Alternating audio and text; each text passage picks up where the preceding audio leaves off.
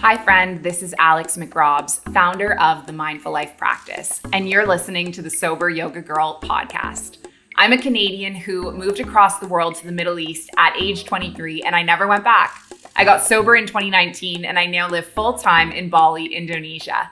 I've made it my mission to help other women around the world stop drinking, start yoga, and change their lives through my online Sober Girls Yoga community. You're not alone, and a sober life can be fun and fulfilling. Let me show you how. All right, here we are. Good morning, everyone. Welcome back to Sober Chats with Alex and Cathy. It is Monday for those of you in North America. It is Tuesday for those of you in Asia. And we're super happy to be here. How are you doing today, Cathy?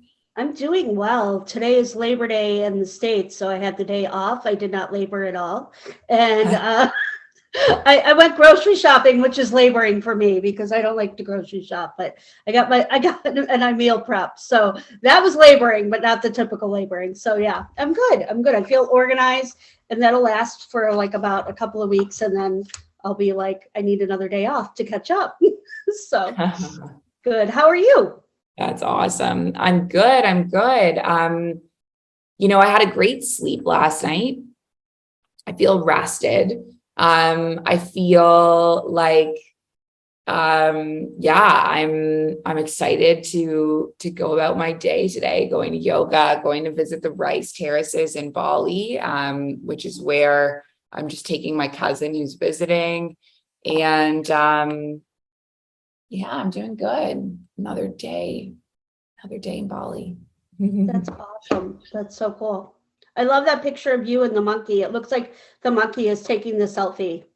Oh my goodness. Yeah. Okay. So how they did that is they had the monkey sit on our laps, and then they had the camera, and then they fed peanuts to the monkey's hand, who just reached out like this. So it looked like it was taking a selfie. Like, it was really cute. But then, so the funny thing is, I have not gone to that monkey forest ever because I've heard that the monkeys are aggressive. And I said that to my cousin when she wanted to go. I was like, I don't want to go there because the monkeys are aggressive. They steal things from people. And literally like 20 minutes after we took that photo, one of the monkeys climbed on her and tried to steal stuff out of her purse, and then put their mouth on her. Thank God they didn't break skin or bite, but it was pretty bad. And then she was like, okay, I want to go. Yes. And this is like her first, this is like her first day in Bali, her first international trip. So it was like a great start. Oh my gosh. But yeah, so those monkeys, if anyone watching comes to Bali, you have to be really mindful, like have all your stuff zipped up, no valuables, like nothing shiny, even like earrings, because they just grab, and they have like human hands with opposing thumbs, and they like, so anyway, they're a bit scary. That had to be so freaky. Yeah, but at least the photo was good. So yes, love the photo op was amazing. The story behind the story. Yeah, the story behind the story. Yeah, you guys get the backstory. I did not put that on the truth on Instagram. So I looked up sober news this week, and there were a couple of really interesting articles and a couple of really interesting quotes in like big news outlets. So there was an article in Vice magazine, which said that alcohol was undergoing a PR crisis. And there was also an article in Vogue magazine that basically said that everyone stopped drinking. Like the title is, "Has everyone stopped drinking?" Oh, I saw that. That's where Chris Marshall was in. Yes. Yes. I thought it was really interesting because it was like two major news outlets that were both giving the same message, which is like everyone is going sober, which I thought was kind of cool. That is so cool, which is interesting because the one thing I saw was this. I'm reading it from my phone. The non-alcoholic beverage market has grown by over 508% since 2015. Wow. Because alcohol lost its cool at vice.com. So I thought that goes hand in hand with that. So interesting. That's so cool. Yeah, it feels like to me, I remember when I was first getting sober and first going on the sober journey, I remember saying like, oh, maybe in 10 or 15 years, alcohol is not going to be cool anymore. And I feel like it's happened like boom, boom, boom, boom, boom. Well, and I wonder how much of it played in with the pandemic. I mean, you and I were both sober by the time the pandemic hit, but it seems like so many people, that's when they ramped up their drinking and there was like no threshold and all that. And now people are coming out of that like fog and it's like, oh my gosh, and going back into the world. And, maybe there's, I don't know, it's just a thought, but like a push towards that is interesting. Totally. Wow. Yeah. Yeah. And it's interesting because it took me almost 2 years before I had a non-alcoholic drink. Like I was too afraid, like a actual like Heineken Zero type of a thing. Yeah. Because I really I was buying into, and I don't know if buying into is the right word, but I really was afraid to have any triggers, that I would want something. I have not had alcohol-free wine, which wine was my thing. So I don't know for sure. I feel like the ones that I've seen, I feel like I think there's really quality ones out now, but at the top of my thing, I think it was still like the one time I actually did try it once and it tasted like grape juice. And I'm like, why bother? Yeah. The alcohol-free wine market in Canada that I've seen is not great. There were some good ones that were imported into Dubai and Abu Dhabi towards the end of my time there, which I really enjoyed.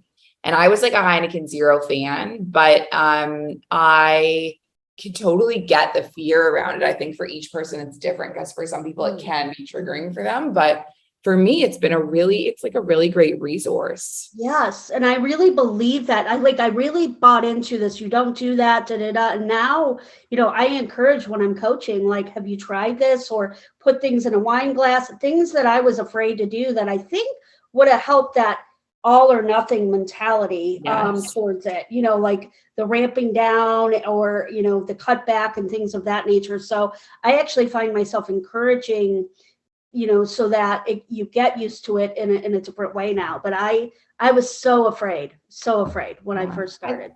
I love that share because it shows how you can like grow and transform over time, So true. Like the beliefs, I think and it's interesting because I rearranged my desk today. So like all my journals are back, like right there is like some of my beginning journals.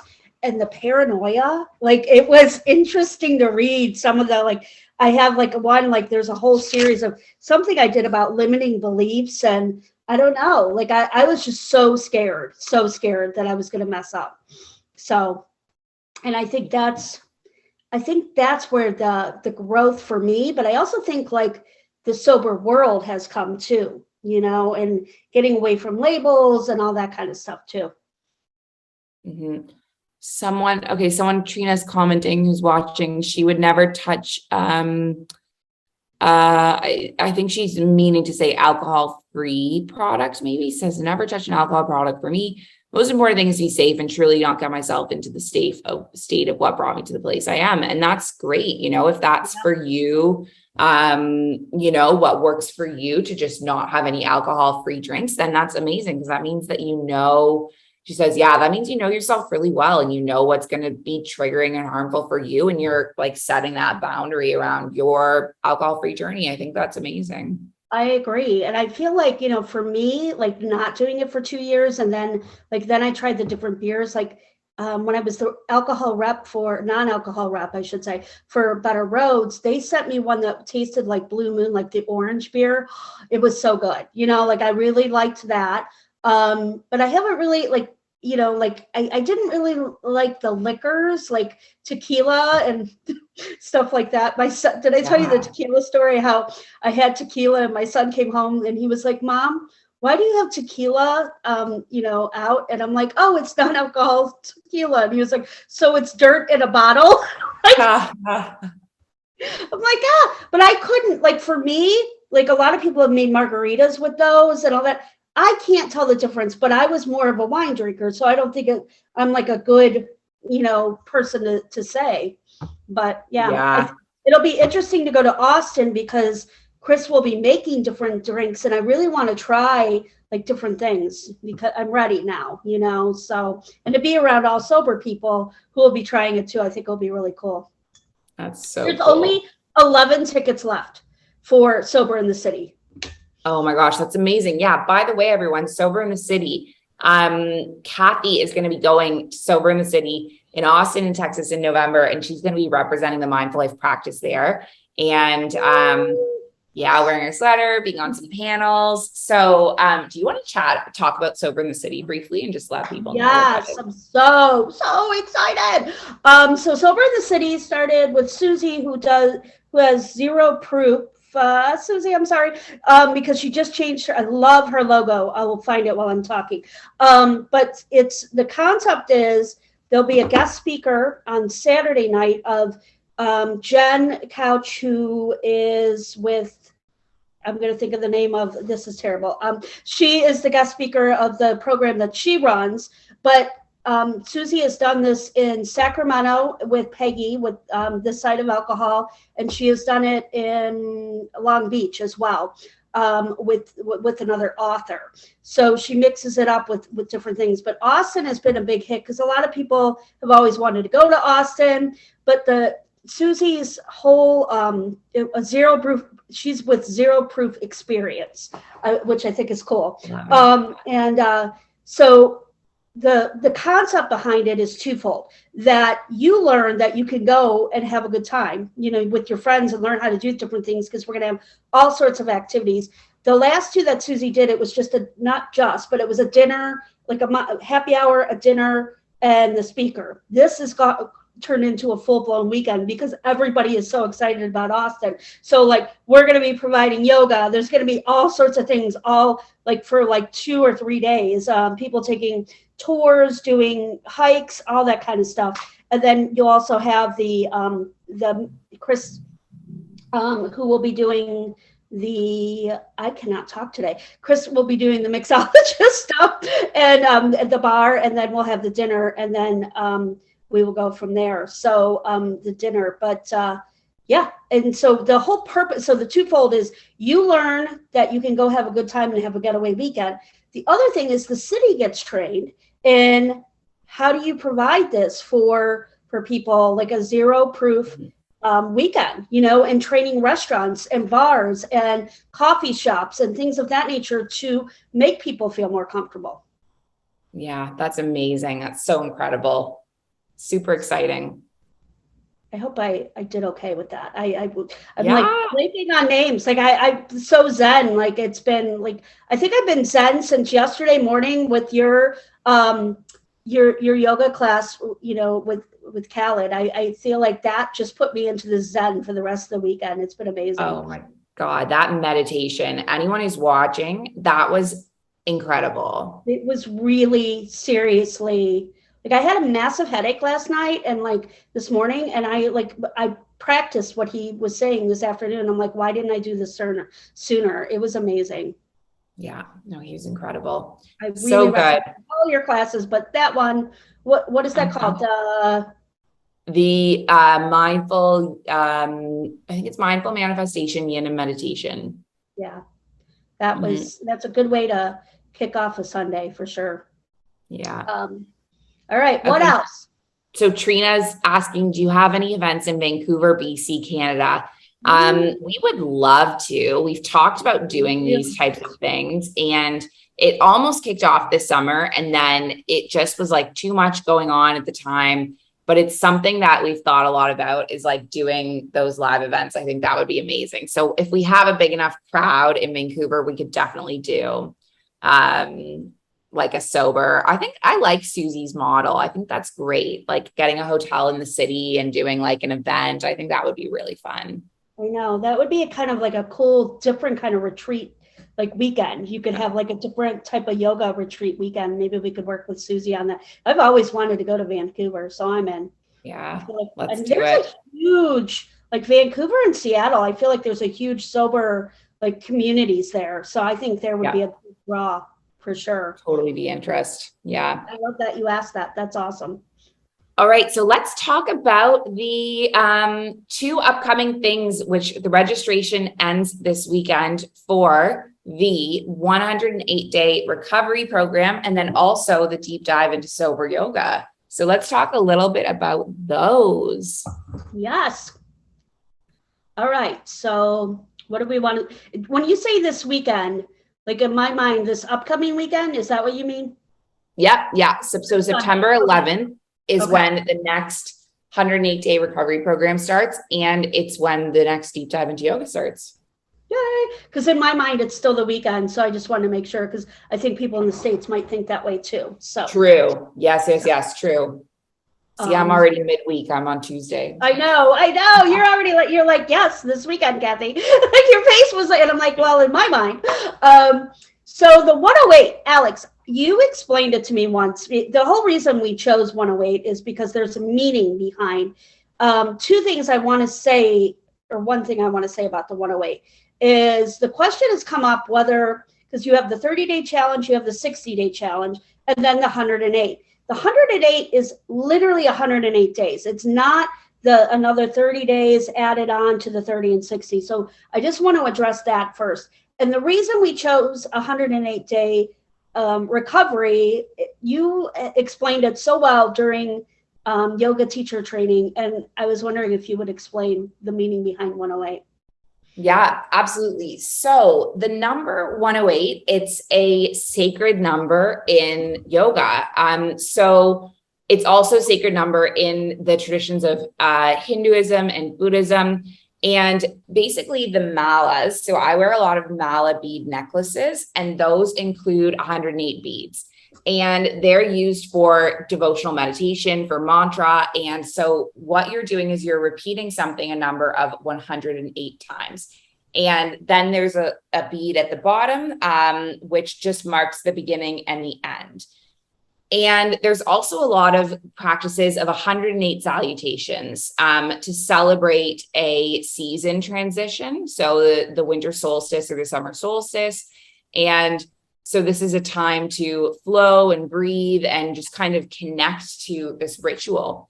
And there's also a bunch of other different relevant reasons for the number 108. So the Sanskrit alphabet, which is the language that was traditionally spoken and written in India at the time that yoga originated. Sanskrit has 54 letters, and each letter has a masculine Shiva and a feminine Shakti, which makes 108, which makes the number 108. In astrology, there's 12 constellations, 9 arc segments, 12 houses and 9 planets. So 12 times 9 is 108. And the diameter of the sun is 108 times the earth. So there's all of these really beautiful and cool meanings for the relevance of the number 108. And so when we were discussing, like, you know, what should we do with our programs, that was where we got that idea of the 108-day recovery. And it's so funny because I'm not a numbers person. I joke with my students that I'm allergic to numbers.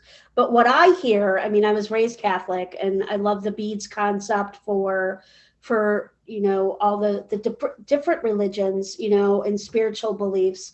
But what I really hear is the transformation of a person, you know, by journeying for 108 days, the spiritual, you're letting go of yourself and like what you're trying to control, and you're trying to give a higher power of meaning to your purpose in life. And that's what I took away really when I thought of the 108 days, which I thought was pretty powerful.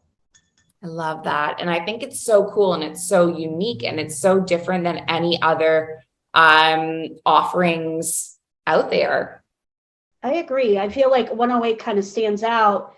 And, you know, the interesting thing about the month coming up with September and October is we'll really be hitting you'll be so well practiced with being alcohol free, or, you know, journeying towards self-love, that when the holidays hit, that you'll have more of a groove. And, you know, not saying things will go perfectly, but you'll have more of a support, you'll have more of a practice, and you'll have more of a toolkit that you might not have had if you don't start practicing now. Is my thing with the 108 days.